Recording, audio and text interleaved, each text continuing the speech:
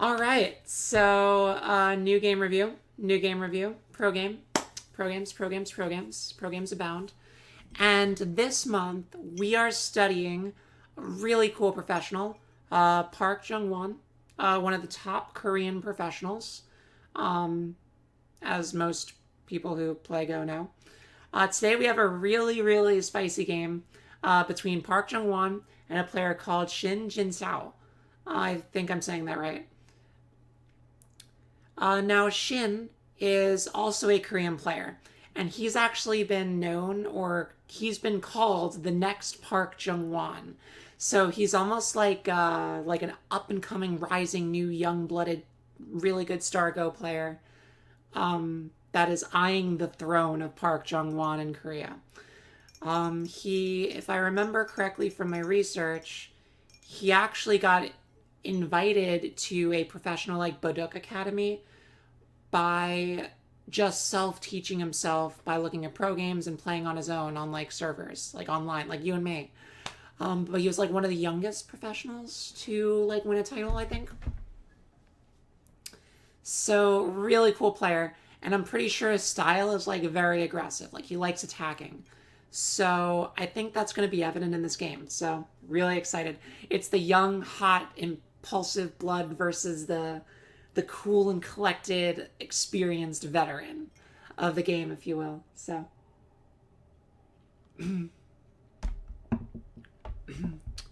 so let's see. We have white, or black, sorry, Park starting off with a 3-4. White 4-4s. Offering the diagonal game. That's kind of in style recently. A lot of people do that. I haven't seen a lot of games where you don't, where white plays diagonal. I think it's because, like, theoretically, like, the diagonal is better for white because Komi's OP. So, you know. Anywho, black takes this one. So we're probably going to be looking at some sort of micro-Chinese or an enclosure. It's going to be a very territorial incentive.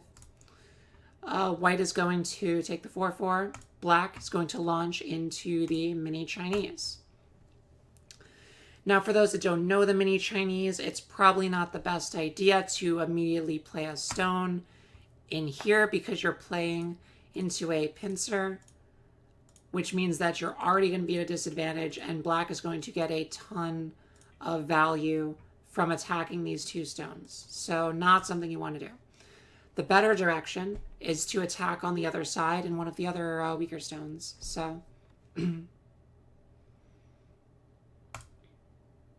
black is going to take the 3-4.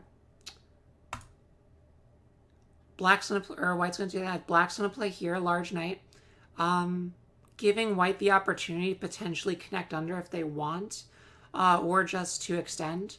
White actually chooses to extend, but they make a 4-space extension, which is very strange. 4-space extensions are not common because this can be split, like a 3-space.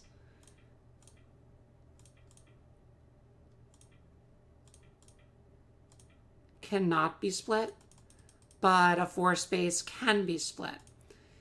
My reasoning, my rationalization for studying this move is that if black does try to split somewhere, white has easy sabaki techniques on both sides. White can attach here, maybe make some life, split black up this way.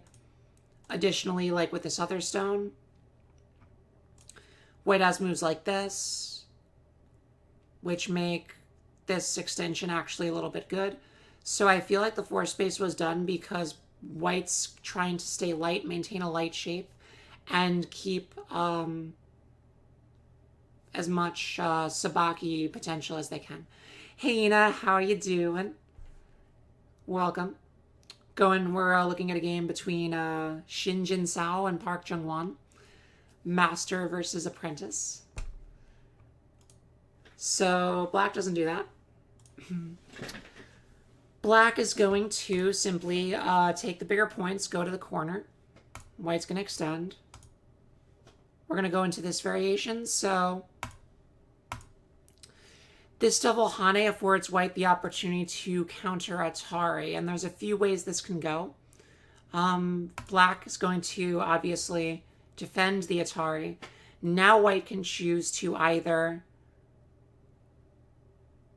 protect the corner or make black capture the corner or leave it up to black. So white decides to leave it up to black. Black says, I want to build this side. White's like, okay. So now we have this, and a push, and a Hane, and a cut. Not that. Super cool cut here. This was such a cool move. And for the life of me, I was trying to figure out, like, how this is a thing. So black's response was actually this.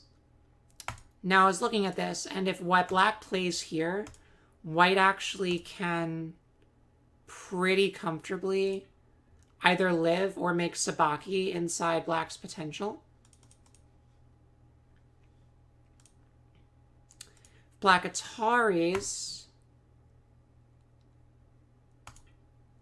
Now all of a sudden, black's in this very unfortunate kind of awkward thing here.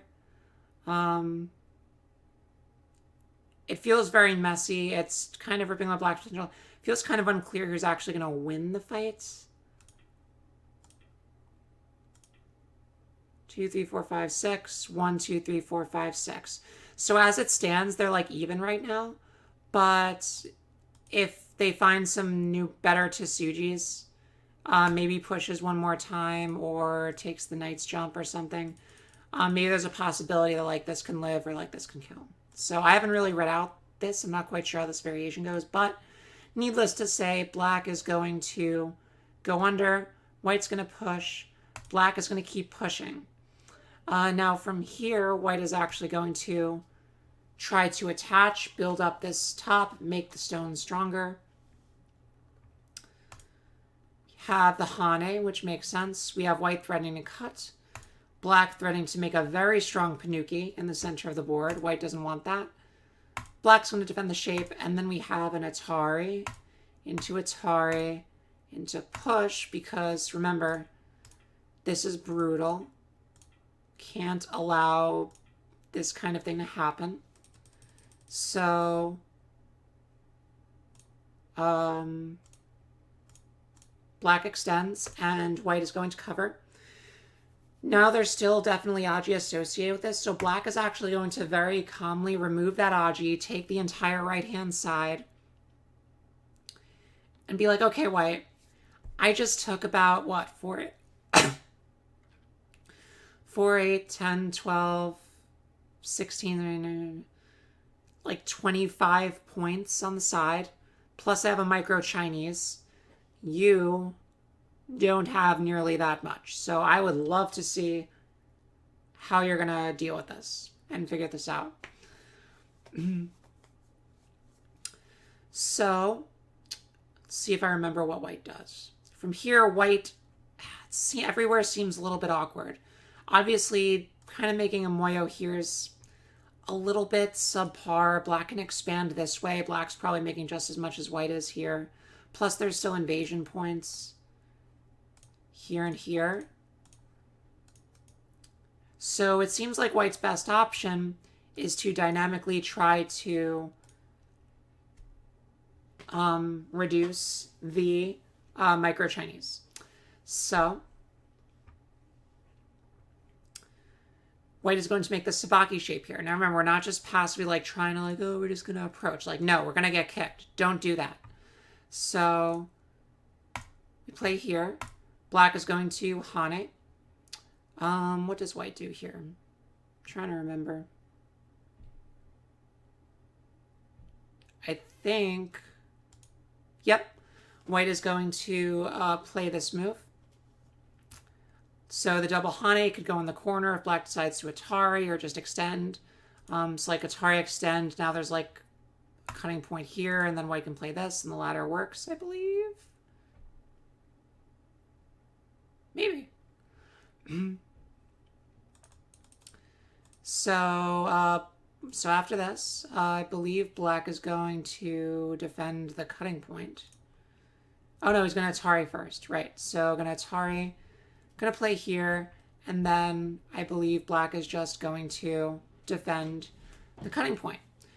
We see black is very, very, very confident about his immediate cache. And white is really going to need to figure out a way to develop this Moyo and turn it into something that's comparable to what black might be getting. So see, as usual from Park Junghwan, a very, very calm game. Give one more push. It's going to go here. And now, I believe, what does white do next?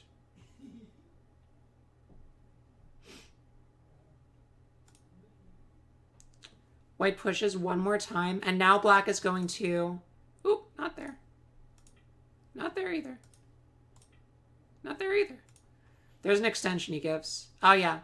Black is going to pro-level probe. I can't remember the probes. There's these little weird mini exchanges in the game, and I always forget them because I just don't think about it.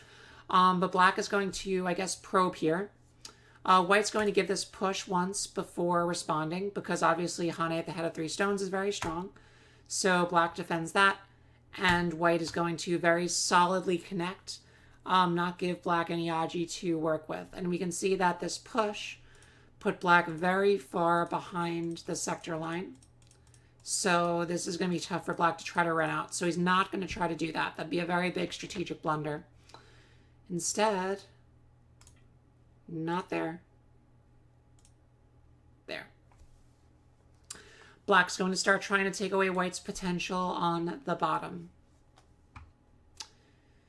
So here I want you to pay a ton of attention to these sequences because the sabaki techniques that Park Junghwan uses are beautiful. So calm, so magical, and even with white's strength and solid shapes and really strong attacking moves, he just fades. He just fades all of it. So first we've got a knight's move, shoulder hit.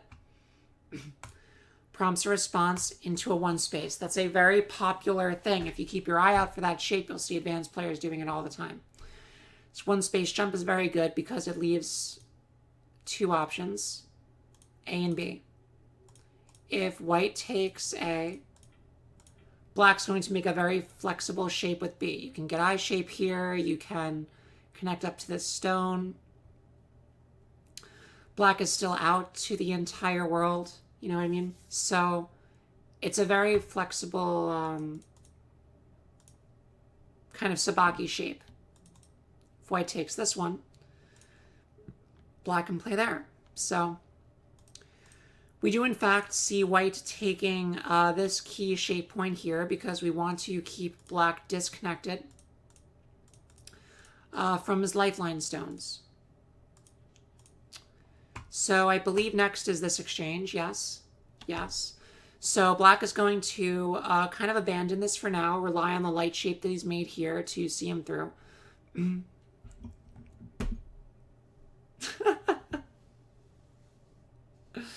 I know, Bat. I know. There will be killing. I promise you. I don't know if you've seen this game, but I promise you it ends in a beautiful kill by someone. Not telling you who.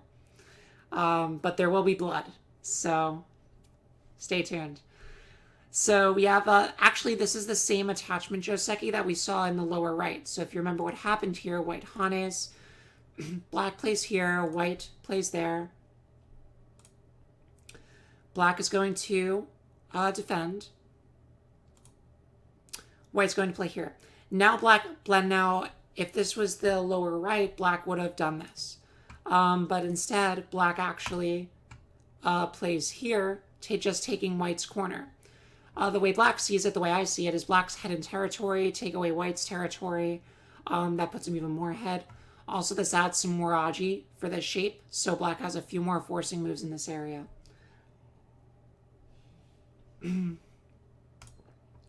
White descends, always descend. If this happens to you, you want to descend because this forces black to play here and always play here because you're basically forcing black into a squeeze and you get more forcing moves on the outside that you wouldn't have gotten otherwise. So these 2 moves are actually essential for the squeeze. So what happens next? What happens next? What happens next? Yep, this one. I'm good. This is great. This is so cool. Guys, I seriously try to review pro games on your own. Eventually you get the flow of it and you really can remember a lot of the game, and it feels really stupid that that actually works, but it's true. So white ends up capping this group, and here's the thing, right? If white just, I don't know, let's just do like some stuff over here, right? Direction of play.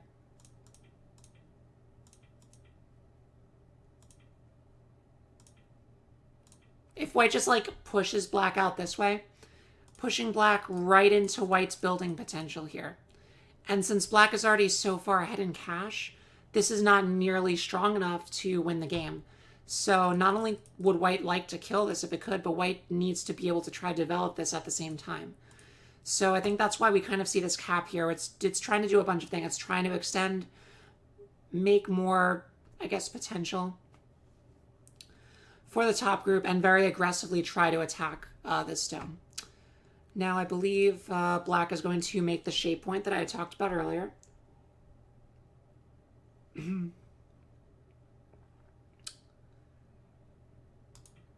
White doesn't do that.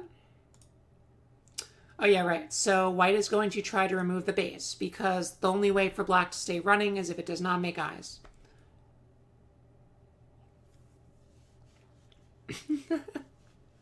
Maybe we don't. Like, maybe I'm totally off the mark in a lot of this. But if you review the pro games and you try to use your own ideas and your own strategies and read them on your own to figure out what you think is important, you're developing your own style. You're learning a lot about the shape. And maybe you might be right on everything, but you'll think more deeply about the shapes and the moves, and you'll kind of recognize the parts of Go that you really like and can remember and can think about, versus the parts that might be harder for you.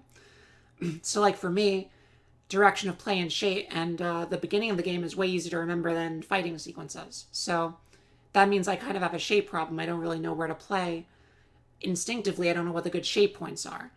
But after doing these more and more, I'm hoping to get intuition for that. So don't let the intimidation of pro games get you cues down. Always try. Anywho, white is going to remove the base. I believe black extends here. No, does not. It's either attach or extend. Oh, it does extend. Okay, I was just one space off. Going to extend, and the reason it is here and not here, so there's actually a reason, right? So the reason that it's here is because it's threatening to cut off and start dynamically attacking these three stones. So anytime you can try to make a sabaki maneuver that cuts off your stones and tries to make a counterattack, that's good. And undoubtedly, the reason black played this Joseki is so that he would have this move in the future to launch some kind of potential counterattack while making a sabaki. I am sure that they thought that far ahead, even though that'd be insane for someone like Yorimi to think that far ahead. That's true. I mean, AlphaGo is the only thing worth studying now. So maybe we should only look at AlphaGo's games. That's a good point. No one else is worth. So, where was I? So yes, here, dynamic threat.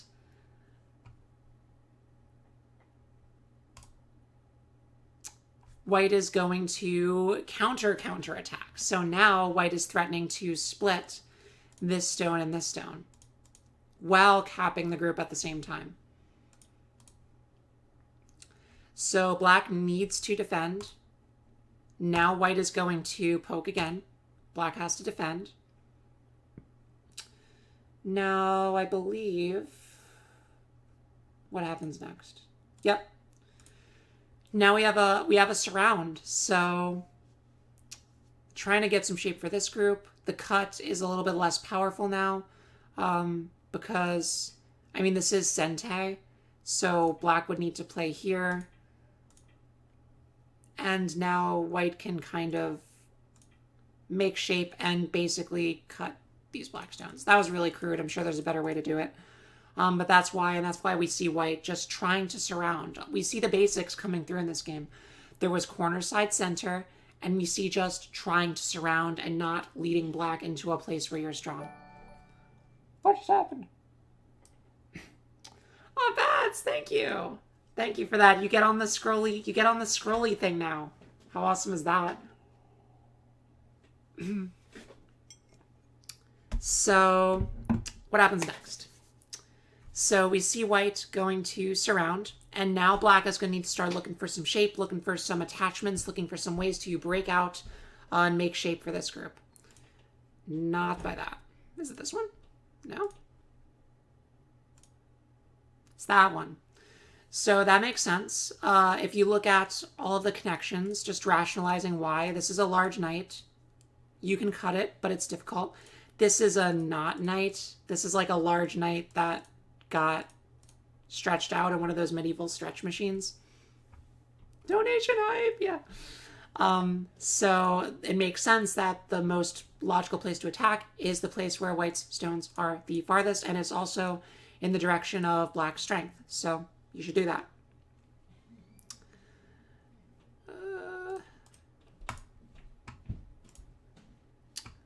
White is going to try to...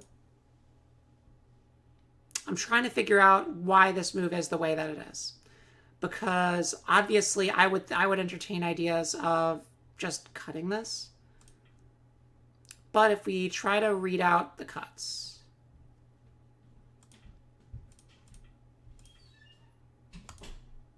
the cut actually doesn't work.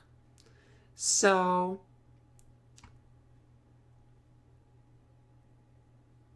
that's why. And so that's why if you don't understand something, like try to play it out. Like, well, what if white cut here? Well, the issue is black can extend this way and white can't actually cut because, yeah. And then so that's basically GG for white. So rather than try, I guess, white's going to attempt to threaten to take kind of the bottom and remove any more of black's size space.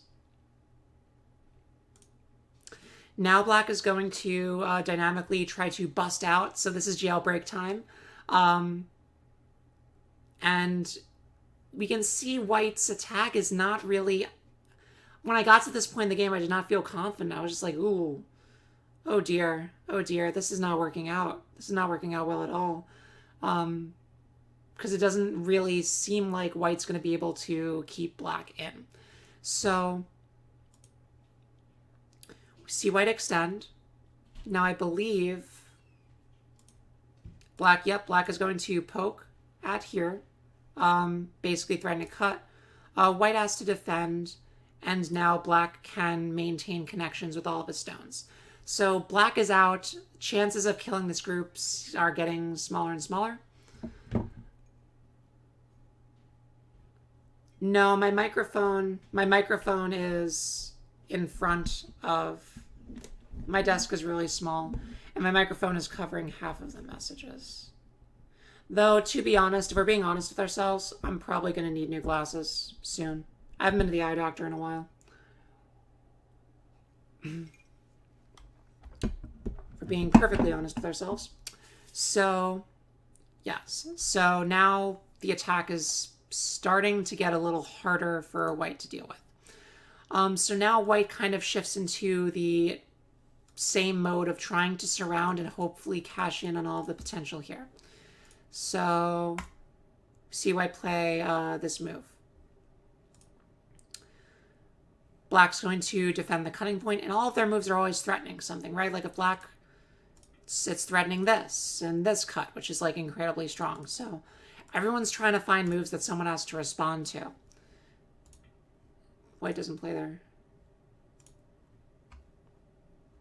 White's going to cut off these black stones first, which is Sente because of the squeeze, and that's why you do play the squeeze. Ha ha ha ha. Oh, go puns. Oh, go puns. I love them. I'm trying to come up with a pun comeback. I'm trying to think.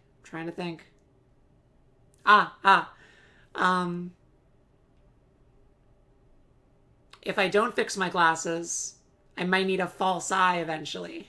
All right, we got it back.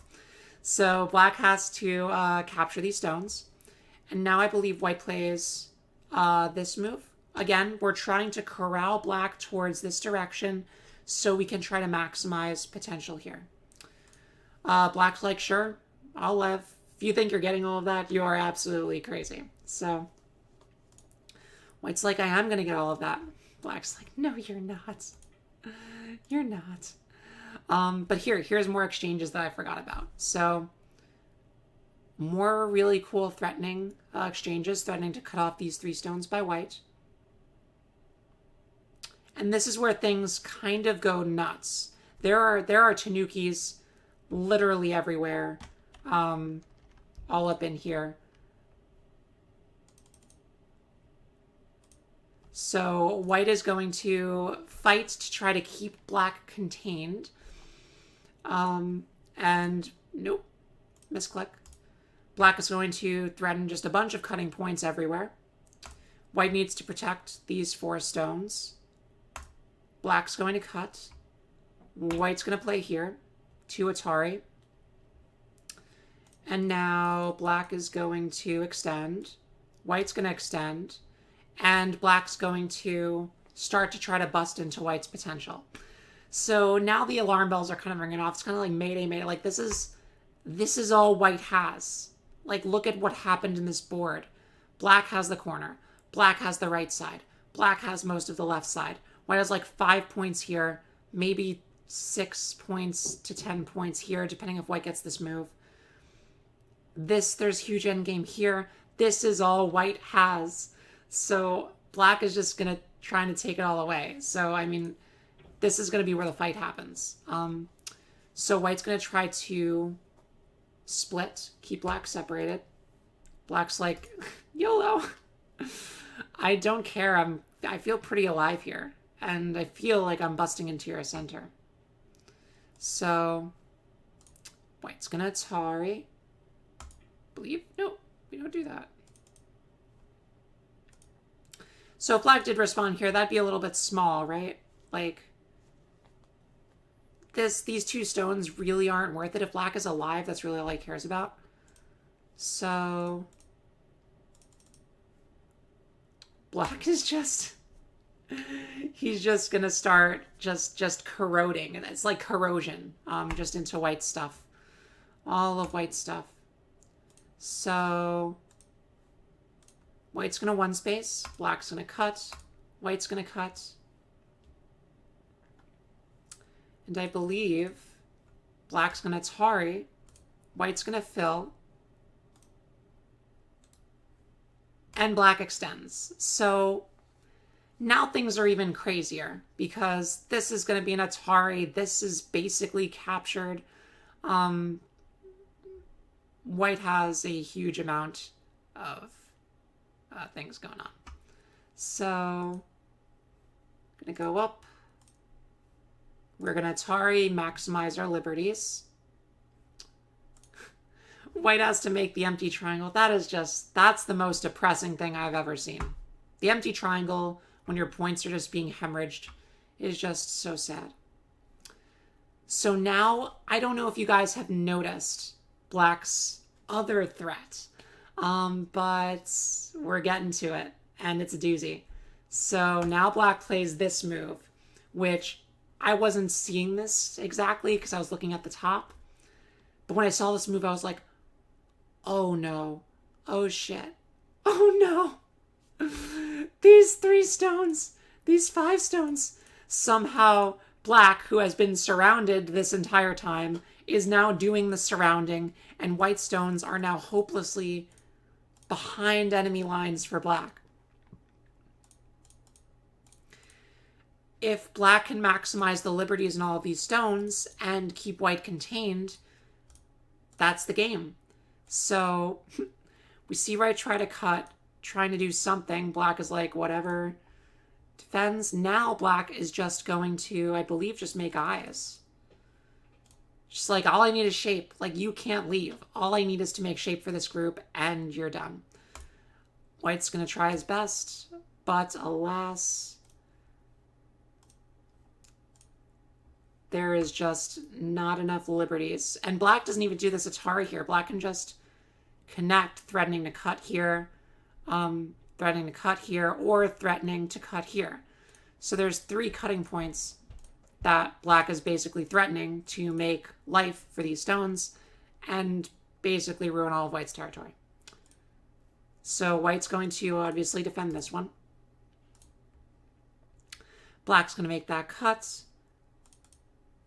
White's going to try to attach to something, anything that they can do. Black's going to Atari. Black's going to play here. And remember kids, don't do this. It's a great way to die. You do that, then you do that, and then you're connected, right? So remember, when in doubt, if you don't feel your shape is strong enough, always descend in this kind of shape, because now white can't do anything. But he's going to try. And again, don't do this, because now we have this, into this, into this. So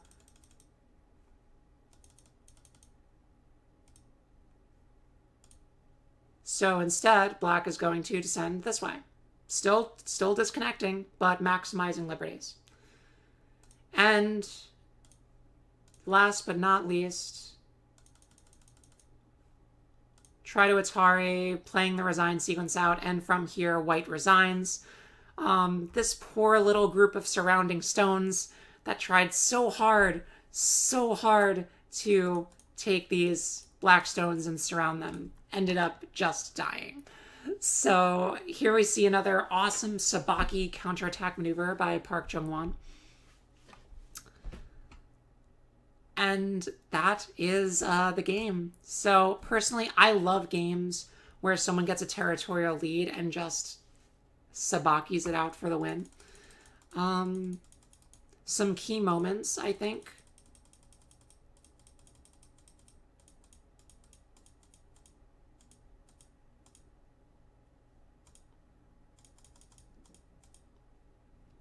This feels like a key moment. Like, this move says, like, I already feel like white's under a lot of pressure from this point. Because, like, this stone is perfectly placed to reduce white or run out an invasion. It's so many points. And white's micro-Chinese structure still hasn't been broken into. And that's going to make a lot of points. So I feel like this was actually a big turning point. And where the pressure, I started to feel kind of the pressure on white.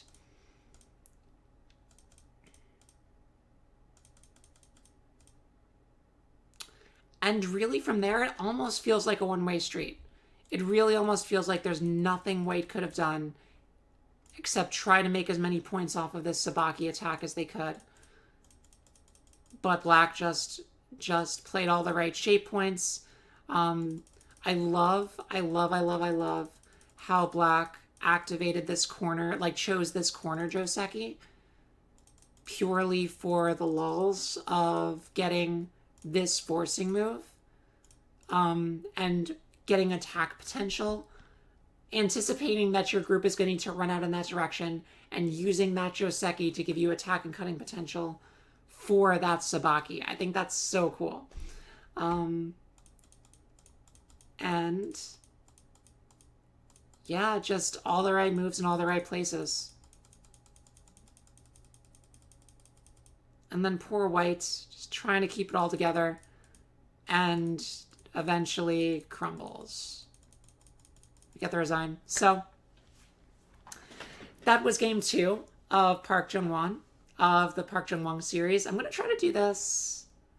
I like to do like one different pro player a month. Like that's what I would do. Yeah. So I hope you enjoyed this game. Thought it was really cool. I love the idea that like Shin Jinseo has been said to be the next Park Junghwan, and he's playing Park Junghwan. And Shin Jinseo's like, what, 15 years old. Park Junghwan's like in his, what, 30s, 20s, 30s? So it's like this, it's a very true like young blood versus like skill, like talent versus experience game. So thought that was awesome. Okay. Great time. Good time. Does anyone have any questions about the game? Thanks for watching. Be sure to subscribe and follow me on Twitch and Twitter to catch all the latest news and updates for streaming times and videos. Additionally, check my Patreon to sign up for awesome rewards like monthly game reviews, SGF files, and an opportunity to play a game with me in my stream. Links are in the description below.